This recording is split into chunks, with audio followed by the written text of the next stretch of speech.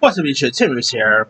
With the new Superman film out this week, I'm of course doing my reviews for the past Superman movies, the live-action ones. I'm not gonna go crazy and do like the animation ones or anything. It's mostly the live-action standalone Superman movies. So don't expect Batman vs Superman on this list in this video or anything like that. So here's my review for the very first Superman film that ever got released, 1978's Superman. Of course, directed by Richard Donner, who at the time did give us stuff like the original Omen.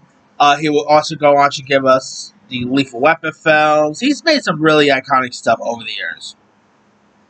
And this is, of course, came out around a time where the comic genre was not really as popular. You know, at the time there was obviously the Adam West's Batman, which was pretty big, but this was like pre Batman and stuff, like the pre Michael Keaton's Batman, that is. And of course, this one does star the late great Christopher Reeve. Of course, you had Margaret Kidder as Lois Lane, Marlon Brando as Jor-El, Gene Hackman as Lex Luthor. And it depicts like the origin story of Superman, including his infancy as a Kal-El of Krypton, son of Jor-El, played by Marlon Brando. His youthful years in the rural town of Smallville, disguised as a reporter, Clark Kent, and he of course adopts like a mild-mannered disposition from Metropolis here. Now, of course, you do got Margaret Kidder, who does such a great job as Lois Lane. Of course, this has the iconic tagline of "You'll believe a man can fly," and man, despite the movie coming out like in the 70s, the effect was actually still pretty decent. Really made it look like a man could really fly here. Christopher Reeve, there's been great other Superman actors since, but Christopher Reeve really embodied the role of Superman perfectly here. You know, the face structure was perfect, and of course his chemistry with with Margaret Kidder's Lois Lane, which the iconic scene of them flying together is one of the most iconic scenes in movie history, really. And yeah, I mean, Christopher Reeve really did such a great job here.